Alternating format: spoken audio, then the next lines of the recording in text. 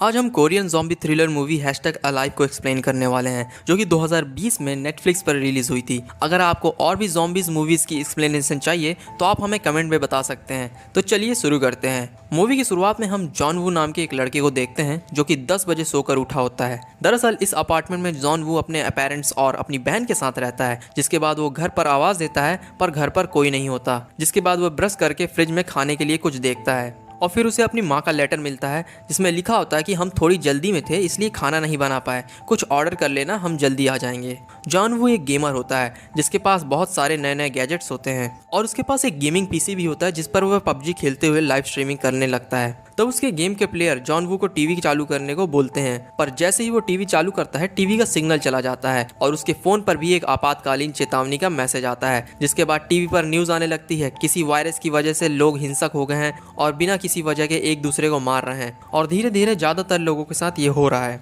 इसलिए emergency lockdown oppose कर दिया गया है। जब वह बाहर देखता है तो लोग हड़बड़ी में भाग रहे होते हैं। वहीं हम एक माँ और बेटी को देखते हैं। माँ अपनी बेटी को देखकर गले लगा लेती है पर तभी उसकी बेटी ज़ॉम्बी बन जाती है और अपनी माँ को ही काट लेती है। और सच में ये पर्सनली मेरे लिए बहुत ही ज़्यादा इमोशनल सीन था। ये सब जॉन वू अपने अपार्टमेंट से देख रहा होता है और बहुत डर जाता है और तभी उसके दरवाजे के पास से कुछ आवाज़ आती है। वो देखने जाता है तभी एक लड़का उसके घर में घुस आता है और वह जॉन वू को बताता है कि मैं तुम्हारा नाइबर हूँ और मुझे प्लीज़ थोड़ी देर रहने दो। पर जॉन वू उसे जाने को बोलता है, जिसके बाद वह बोलता है मुझे बस अपना टॉयलेट इस्तेमाल करने दो, उसके बाद मैं चला जाऊंगा। और वो जॉन वू के टॉयलेट में गया होता है।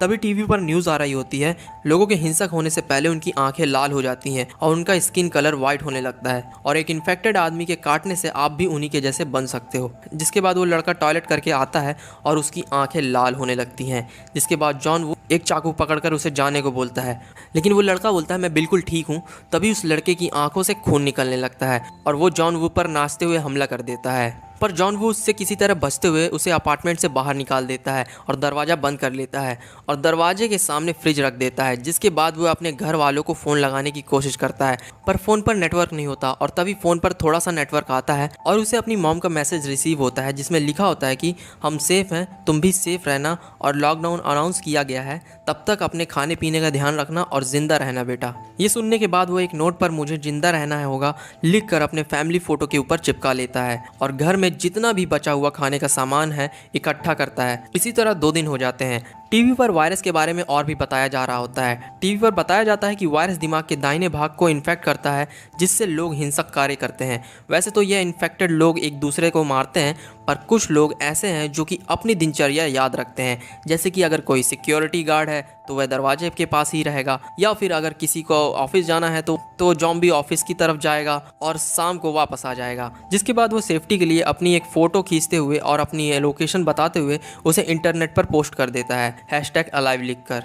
जिसके बाद जॉन वू एक लड़के का इंटरनेट पर वीडियो देखता है जिसके पास नेटवर्क नहीं आ रहा होता है, तो वो अपनी खिड़की से बाहर सेल्फी स्टिक पर फ़ोन को यूज़ कर रहा होता है जिससे उसे नेटवर्क मिल जाता है। पर उसका हाथ गलती से छूट जाता है जिससे वो नीचे जॉम्बी के पास गिर जाता है। उसके पास एक ड्रोन होता है जिसमें वो फ़ोन बांधकर अपने अपार्टमेंट के बाहर भेज देता है। ऊपर जाते हुए उस फ़ोन पर नेटवर्क आ जाता है और जैसे जैसे ड्रोन ऊपर जा रहा होता है और नेटवर्क आ रहा होता है और जॉन वू ड्रोन से बाहर का नज़ारा देख पा रहा होता है। उसके अपार्टमेंट में और आसपास के सभी अपार्टमेंट में जॉम्बीज भरे होते हैं और कहीं पर कोई भी बचा हुआ नहीं दिख रहा होता है। और तभी वह अपने डैड को कॉल लगाता है पर तभी फ़ोन की बैटरी ख़त्म हो जाती है। जिसके बाद वो फ़ोन को चार्ज पर लगाकर पबजी खेल रहा होता है पर तभी पबजी का नेटवर्क भी चला जाता है जिससे उसे बहुत गुस्सा आता है। जिसके बाद वह सोने चले जाता है। जब वो सो रहा होता है तभी उसे बाहर से गन चलाने की आवाज़ आती है। जॉन वू बाहर जाकर देखता है, बाहर एक पुलिस वाली होती है जिसके पीछे जॉम्बी पड़े होते हैं। वह एक एक करके सबको मार रही होती है पर गन की गोलियां ख़त्म हो जाती हैं।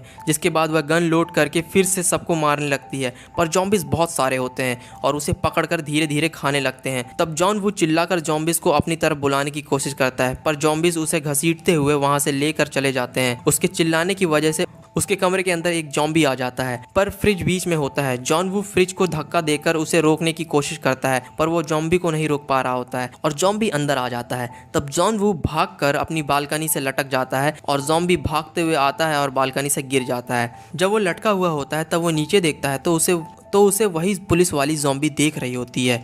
फ्रिज को उसने दरवाजे के पास रखा होता है और ज़ॉम्बी के आने की वजह से फ्रिज का सारा खाना गिरकर खराब हो जाता है। बचा हुआ खाना को वो निकाल कर अलग रख देता है और दरवाजे को दोबारा से अच्छे से बंद कर चुका होता है। जिसके बाद 7वां दिन आ जाता है और टीवी पर नूडल्स का एडवर्टाइजमेंट आ रहा होता है, जिससे वो खुद को रोक नहीं पाता और घर में बचे हुए नूडल्स को बनाकर खा जाता है और गलती से पानी की बोतल पर हाथ मार देता है, जिससे पानी टेबल पर गिर जाता है। जिसके बाद वो पानी पीने जब जाता है तब देखता है कि नल से पानी नहीं आ रहा होता। तब वो उसी टेबल पर गिरे हुए पानी को किसी तरह से पीता है। अब 10वां दिन आ चुका है और टीवी पर सभी प्रोग्राम कट चुके हैं। तब उसे रेडियो का ख्याल आता है, पर रेडियो के लिए उसे वायर वाले हेडसेट चाहिए। लेकिन यहाँ जॉन वू की किस्मत इतनी खराब होती है कि उसके पास सभी डिजिटल वायरलेस हेडसेट्स होते हैं, तो वो उस प्लान को ड्रॉप कर देता है। पानी ना होने की वजह से वो अपने डैड की ड्रिंक को पीकर काम चलाता है और 12वां दिन आ जाता है। ड्रिंक की वजह से उसे हेल्यूसिनेशन होने लगता है और उसे लगता है कि उसके पेरेंट्स और बहन घर आ गए हैं, पर ऐसा कुछ भी नहीं होता है। जिसके बाद उसके फ़ोन पर एक वॉइस मैसेज आता है, पर वॉइस मैसेज को सुनने के लिए उसे नेटवर्क की ज़रूरत होती है, जिसके लिए वो अपनी बालकनी से नशे की हालत में सेल्फी स्टिक के साथ लटक जाता है। वॉइस मेल उसके फैमिली का होता है, जिसमें उसकी बहन पूछ रही होती है कि जॉन वू कैसा है और उसकी मॉम भी पूछ रही होती है। पर तभी उस वॉइस मेल में कुछ ज़ॉम्बीज़ की आवाज़ आने लगती है और उसके डैड उन्हें वहां से जाने के लिए कहते हैं और वॉइस मेल खत्म हो जाता है। जॉन वू समझ गया था कि उसकी फैमिली के साथ भी कुछ हुआ है, जिसकी वजह से वह बहुत गुस्से में आ जाता है और टीवी और घर का सामान फोड़ने लगता है और अपने कमरे के बाहर निकल जाता है और एक ज़ॉम्बी को गुस्से में मार देता है और जोर जोर से चिल्लाने लगता है, जिससे और भी ज़ॉम्बी आने लगते हैं। यह देखकर वह दूसरी तरफ भागता है और उस तरफ भी ज़ॉम्बी होते हैं। फिर वो लिफ्ट से भागने की कोशिश करता है, पर लिफ्ट में भी ज़ॉम्बी होते हैं और दोनों तरफ के ज़ॉम्बी एक दूसरे से टकराकर गिर जाते हैं। जिसके बाद वो किनारे पर एक जगह पर छुप जाता है और वहाँ पर एक वॉचमैन अंधा ज़ॉम्बी आ जाता है, जो कि उसे बिना सुने वहाँ से चला जाता है। जिसके बाद वो अपने अपार्टमेंट में वापस चले जाता है और अब हमें 20वां दिन भी दिखाया जाता है। जॉन वू के पास खाना और पानी बिल्कुल खत्म हो चुका है, लाइट भी नहीं है, नेटवर्क भी नहीं है और चारों तरफ अपार्टमेंट में सिर्फ ज़ॉम्बी भरे हुए हैं। जिसके बाद वो सोच लेता है कि वह ज़ॉम्बी बनकर तो बिल्कुल भी नहीं मरेगा और वह खुद को फांसी लगाने का वाला होता है। पर तभी उसके ऊपर कोई लेज़र लाइट मारकर सिग्नल देता है। जिसके बाद वो किसी तरह से बचकर देखता है कि ये कौन है। तब उसके सामने एक फ्लैट में एक लड़की दिखती है। यह देखकर जॉन वू, जिसने 20 दिन से किसी जिंदा आदमी को नहीं देखा है, थोड़ा एक्साइटेड हो जाता है। पर वो लड़की उसे चुप रहने को बोलती है और बोलती है हम सुबह 7 बजे बात करेंगे, जब ज़ॉम्बीज़ का आना कम हो जाएगा। इस लड़की ने बाहर कांच फोड़कर रखे होते हैं, जिससे ज़ॉम्बी आए तो पता चल जाए, और अंदर एक कुर्सी का बना हुआ ट्रैप भी लगाया होता है। जिसके बाद सुबह होती है और जॉन वू 11 बजे सोकर उठा होता है, जिसके लिए वह विंडो खोलता है और उस लड़की से माफ़ी मांगता है और अपने फ़ोन पर लिखकर उसे अपना नाम बताता है। जिसके बाद वो लड़की भी अपना नाम बताती है। उस लड़की का नाम किम यू बिन होता है। जिसके बाद यू बिन को पीछे से कुछ आवाज़ आती है और वह बोलती है हम दोबारा 7 बजे बात करेंगे। और वहाँ उसने जो ट्रैप बनाया होता है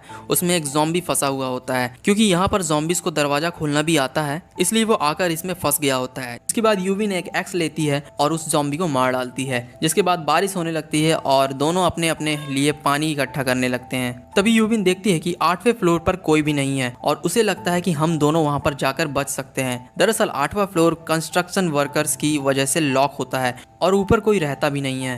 तभी अगले दिन 7 बजे अब ये दोनों बात करने वाले होते हैं। तब जॉन वू को पेट में दर्द होने लगता है, क्योंकि उसने काफ़ी समय से कुछ भी नहीं खाया होता। तब यूविन उसे पूछती है क्या तुम्हें भूख लगी है, और एक बॉल में रस्सी बांधकर उसकी तरफ फेंकती है, पर रस्सी बीच में ही गिर जाती है। वो दोबारा रस्सी फेंकती है, फिर भी रस्सी नहीं पहुंचती। जिसके बाद जॉन वू अपने ड्रोन से रस्सी बांधकर यूविन तक पहुंचा देता है। जिसके बाद यूविन उस रस्सी में खाना डालकर उस तक पहुंचा देती है। तभी नीचे एक ज़ॉम्बी होता है और ये फायर फाइटर ज़ॉम्बी होता है और ये रस्सी को पकड़कर आसानी से ऊपर चढ़ने लगता है। पर रस्सी जिस टेबल पर बंधी होती है वो टेबल भी खींची जाती है और यूबिन को लगती है, जिससे यूबिन बेहोश हो जाती है। पर ज़ॉम्बी ऊपर आ रहा होता है। जिसके बाद जॉन वू अपना ड्रोन उस ज़ॉम्बी के पास भेजता है, पर वो ज़ॉम्बी उस ड्रोन को तोड़ देता है। थोड़ी देर बाद वो ज़ॉम्बी ऊपर पहुंचने ही वाला होता है कि तभी यूबिन उसका हाथ काट देती है, जिससे वो ज़ॉम्बी नीचे गिर जाता है। पर टेबल की वजह से यूबिन का पूरा खाना खराब हो जाता है। जिसके बाद जॉन वू प्लान बनाता है बाहर जाकर खाना लाने का, और वो अपने मरे हुए पड़ोसी के जेब से चाबी निकालता है और उसके अपार्टमेंट के अंदर जाता है। जिसके बाद वो फ्रिज से पूरे खाने का सामान निकाल लेता है और रूम में जाता है तो उसे वहाँ एक डेड बॉडी मिलती है और उसके पास एक फोटो को देखता है, जिससे उसे पता चलता है कि उसका पड़ोसी एक हाइकर है, तो उसके पास बहुत सारे पहाड़ चढ़ने वाले इक्विपमेंट्स भी होंगे। वो टॉर्च से जब और देख तब उसे वहाँ पर एक wire, earphone, walkie talkie, jacket और रस्सी मिलती है। गलती से वॉकी टॉकी उससे चालू हो जाता है, जिससे आवाज होने लगती है और उसे वो बंद करता है।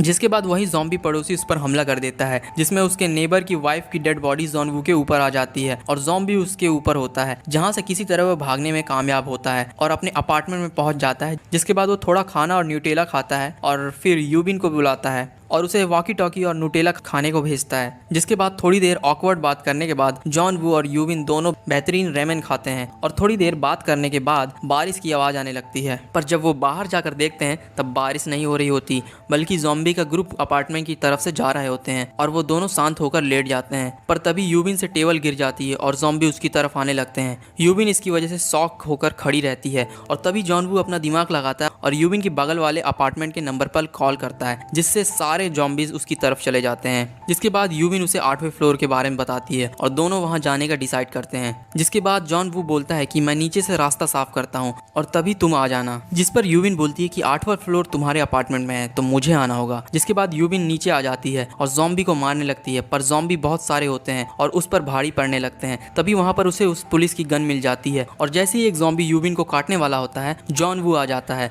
और उसे मार देता है और ये दोनों ज़ॉम्बी मारते हुए अपार्टमेंट में घुस जाते हैं और दरवाज़ा बंद कर देते हैं और लिफ्ट के आने का इंतजार करने लगते हैं। जिसके बाद लिफ्ट से ये दोनों 8वें फ्लोर तक पहुंच जाते हैं। 8वां फ्लोर बिल्कुल खाली होता है, पर तभी वहां जॉन वू वहां के वॉच गार्ड ज़ॉम्बी को देखता है और डर जाता है और वहां के सभी अपार्टमेंट्स को खोलने की कोशिश करता है। जिसके बाद वहां से और भी ज़ॉम्बी आने लगते हैं और जॉन वू का पैर पकड़ लेते हैं। तभी वहां पर एक स्मोक ग्रेनेड आ जाता है और एक आदमी उन दोनों को बचा लेता है और उन दोनों को खाने और पीने को देता है, पर वो दोनों उस अजनबी पर भरोसा नहीं करते। जिसके बाद वो आदमी उन्हें पानी पीकर दिखाता है। जिसके बाद ये दोनों ही खाने और पीने लगते हैं। वो आदमी उन दोनों को रेस्क्यू टीम के आने तक वहीं रुकने को बोलता है। जॉन वू उससे पूछता है कि रेस्क्यू टीम का आपको कैसे पता, तो वो बताता है कि ये मैंने रेडियो में सुना था। जिसके बाद यूबिन को ड्रॉर में काफी सारे बच्चों के सामान मिलता है। जिसके बाद यूबिन पूछती है कि आपके बच्चे हैं, तब वो आदमी बोलता है कि नहीं, पर यूबिन समझ गई थी कि वो झूठ बोल रहा है। उनके सामने उसकी वाइफ और बच्चों की फोटो होती है और कुछ सेकंड बाद वो दोनों बेहोश होने लगते हैं। इसके बाद वो जॉन वू को हैंडकाफ में बांध देता है और यूबिन को बांधकर बच्चे वाले कमरों में छोड़ देता है, जहां पर उसकी ज़ॉम्बी वाइफ होती है जो कि बेल्ट से बंधी होती है और यूबिन को खाने के लिए आगे आ रही होती है। जिसके बाद वो आदमी बेल्ट को और लूज करते जाता है, पर तभी वहां जॉन वू आ जाता है और गन उठाकर उसे यूबिन को बाहर निकालने के लिए बोलता है। लेकिन उस आदमी को उससे कोई फर्क नहीं पड़ता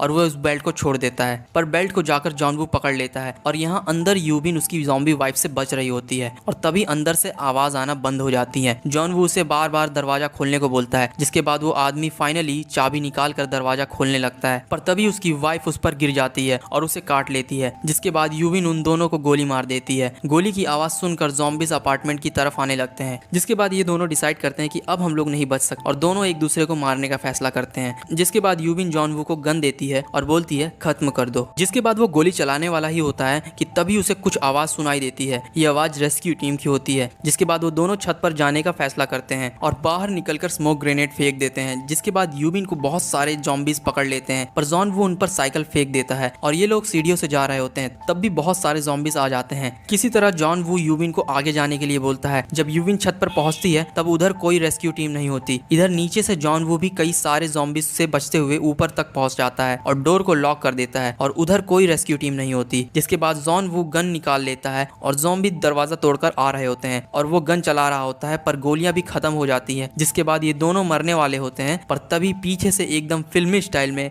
रेस्क्यू हेलीकॉप्टर आ जाता है और तभी ज़ॉम्बीज के ऊपर गोलियां चलाने लगता है और इसी बीच जॉन वू और यूबिन हेलीकॉप्टर पर बैठ जाते हैं और तब जॉन वू के फोन पर नेटवर्क और मैसेज आने लगते हैं। रेडियो पर बताया जा रहा होता है कि 2 लोगों को बचा लिया गया है और ये भी बताया जाता है कि पूरे देश में 50,000 लोग संक्रमित हैं। फिलहाल बचाव दल बचे हुए लोगों को बचा रहे हैं और जगह को पहचानने और जगह तक पहुंचने में सोशल मीडिया का काफी बड़ा हाथ रहा है। जिसके बाद हमें #अलाइव के पोस्ट दिखाए जाते हैं और इसी के साथ ये पूरी मूवी खत्म हो जाती है। पर्सनली इस मूवी में मुझे ये सर्वाइवल वाला हिस्सा बहुत ज़्यादा पसंद आता है, जिसमें लोग कमरे में बंद होते हैं, क्योंकि मोस्ट ऑफ द मूवीज में लोग गन लेते हैं, गाड़ी लेते हैं, ज़ॉम्बीज को मारने निकल जाते हैं। लेकिन ये मूवी काफ़ी अलग है। ये मूवी दिखाती है कि अकेलापन क्या होता है। ये मूवी हमें ये भी बताती है कि एक इंसान के लिए खाने पीने के साथ साथ किसी का साथ भी कितना ज़रूरी होता है। वीडियो पसंद आया हो तो ज़रूर शेयर करें और आप जिस मूवी की एक्सप्लेनेशन चाहते हैं कमेंट में हमें ज़रूर बताएं। फिर मिलेंगे अगली वीडियो में।